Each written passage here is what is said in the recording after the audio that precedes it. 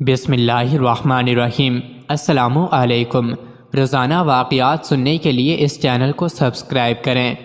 ایک دفعہ سلطان العارفین حضرت سلطان باہو رحمۃ اللہ علیہ مشرقی ریگستان کے علاقے تھل میں چند طلباء اور درویشوں کے ساتھ محض سفر تھے۔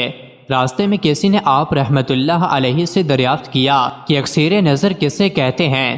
اس وقت پاس ہی ایک شخص لکڑیوں کا ایک گٹھا جمع کر کے اسے اٹھانے کو ہی تھا کہ آپ رحمۃ اللہ علیہ نے اس کی طرف نگاہ ڈالی تو وہ شخص آنکھیں پھاڑ کر آسمان کی طرف دیکھنے لگا۔ آپ رحمۃ اللہ علیہ نے سوال کرنے والے سے کہا، جس وقت واپس آ کر ہم اس جگہ آئیں جہاں وہ لکڑیاں اٹھانے والا ہمیں ملا تھا تو تمہارے سوال کا جواب وہی شخص دے گا۔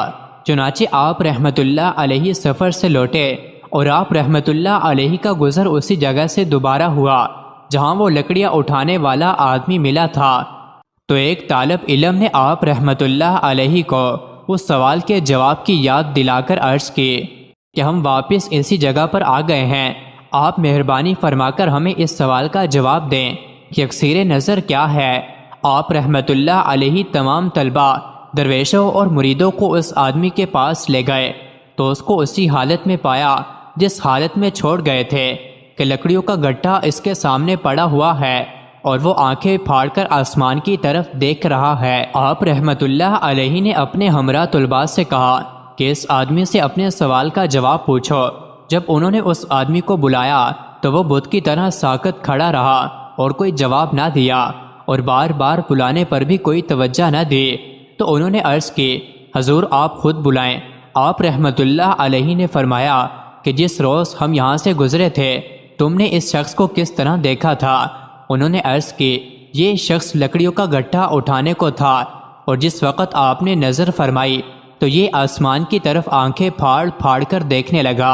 آپ رحمۃ اللہ علیہ نے فرمایا کہ یہ شخص اس روز سے اسی حالت میں کھڑا ہے۔ پھر آپ رحمۃ اللہ علیہ نے دوسری دفعہ اس کی طرف توجہ کی تو وہ ہوش میں آ گیا اور آپ کے قدموں پر گر کر زار و قطار رونے لگا اور فریاد کرنے لگا کہ خدا کے لیے مجھے پھر اسی حالت میں پہنچا دیں۔ آپ نے فرمایا کہ ان لوگوں کو اپنی حالت بتاؤ۔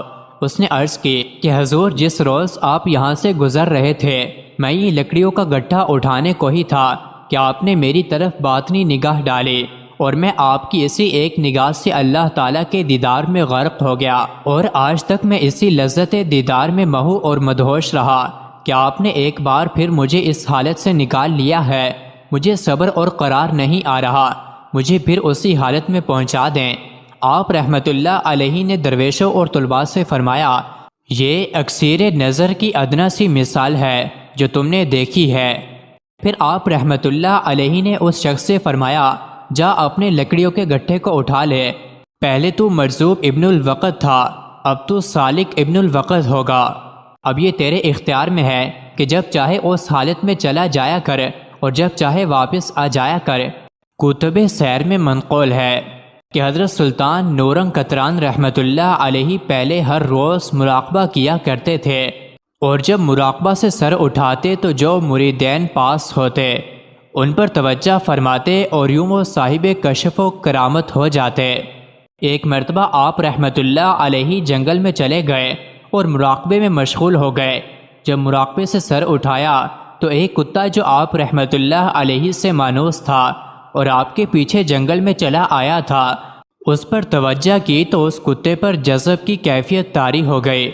وہ کتا جس جانب جاتا دیگر کتے اس کے پیچھے ہو لیتے۔